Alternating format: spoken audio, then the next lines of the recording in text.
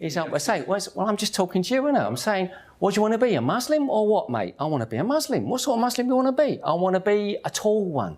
Tall one? What? Get out of here. You crazy? You must be a lunatic. My name's Gary Busby, but it's changed to Suleiman 15 years ago when I embraced Islam. I'm nearly 60 years old now. I come from London, the East End of London, Hackney, which makes me a Cockney. You know, that's a real thing. People will say they are. I actually am, if you couldn't tell already. Like a lot of regular English guys, you might say, I would have said if there was a box to tick on a form, what's your religion? You would tick that box, Christian. And then someone would say, okay, when did you last read the Bible? And you'd say, oh, I don't remember reading it at all, you know, or maybe I did at school. So, you know, the Lord's Prayer, and maybe you went to church for somebody's wedding or a funeral, and that's about all you know. And that's what most Christians are in UK, the majority so-called Christians. So I was one of those. I arrived in Bahrain in the 1st of June 1984, which was also the 1st of Ramadan. So one of my first experiences was to see people fasting. But the first thing I really noticed was to hear the call to prayer coming from the nearby mosque. I heard this voice singing out over the streets, and I heard another one. It was like in a cannon. You could hear stereophonic sound as they were picking up. And I asked somebody, what's that guy saying? Actually, the guy I asked didn't know. But after some couple of tries, I found somebody that told me what the guy is saying. I said, oh, that's interesting. That's a very straightforward thing to say. It's not something sort of weird and poetic. It's just a straightforward, you know, come to the prayer. You know, that's what it's saying. Interesting. Okay, never mind. I didn't give it too much more thought, but I was working with Muslims. They were fasting in that first month, and they could see I was interested, so they started to give me answers to simple questions. You know, so you pray. How often do you pray? What do you say when you pray? Oh, okay. I can't say I was overly excited about that. I just thought, that's interesting. It's something different. Jump forward many years. I was in Turkey in the mid-90s, and there I saw something else. There I saw a country full of Muslims living in a secular state.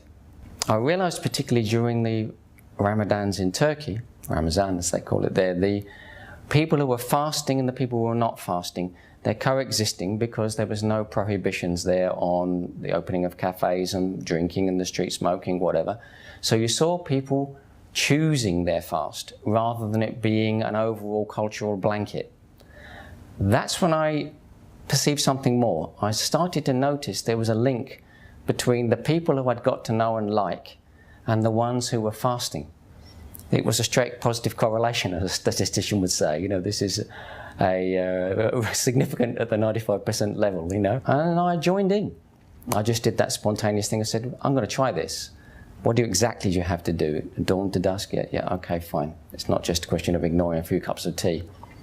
Immediately I found it tough, and immediately, oh, respect. You know, this is not easy. You have to want to do this. And during that time, somebody saw that I was interested, and they gave me my first Quran. Jumping ahead, I came back to Dubai. My boss at work, Emirati gentleman, had been talking to me about a project that had been introduced to him by some guys he'd met. So we went for dinner with these guys, and we sat down to have dinner, and my boss introduced me with a masterstroke.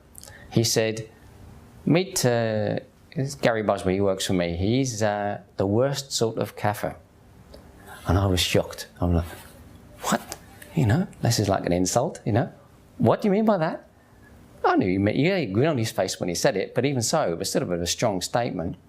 And he said, the trouble with him is he's read Quran, he's studied the life of the Prophet ﷺ, he knows quite a lot about Islam. He's asked me a lot of questions about it, and he still doesn't want to embrace. He says, well, chance to solve it. Ask the guys these questions you've been asking me. So I started asking them, and that was like 7 p.m. and 8 p.m. came and went, and so did 9, 10, 11, and 12. And at 12 o'clock, they threw us out the restaurant, and we stood in the street. We stood in the street for another half an hour, and I kept asking my questions. And it was somewhere between midnight and 1 a.m. We're standing in the street here in Garhoud in Dubai, and I guess it went quiet, and one of the guys said to me, so, have we answered all your questions? And I said, yeah, I guess you have. And he said, well then, why don't you just take the step you need to take, step across that bridge and do what you need to do. And that's what I did. That was on a Tuesday night, I think, and on that Friday, I embraced Islam in a mosque in Dubai. One of my biggest concerns around the time that I embraced Islam, immediately before and still immediately afterwards, was that I felt I might be getting into something that was too prescriptive. You know, that I might find that this new way of life was going to be like a straitjacket, and it was going to tell me too much, to restrict me too much, give me no options, no choice, lose freedom of choice. That turned out to be true and not true at the same time, in a very happy way. Because yes, it does tell you what to do, but it tells you in the way that your father tells you what to do if he's a good father. He's giving you the best advice. You can still choose what you take of it and how you do it. You know, it's up to you. You're still a human being. But now you know you're being given good advice. And that's very comforting, isn't it? I'd actually found the formula. This was the way to fix myself. You know, follow what it says in the Quran. And it was like having the most wise dad in the world who was always hanging around near you to tell you stuff. Ah, don't do that, you know. And I thought, wow, this is amazing, everything.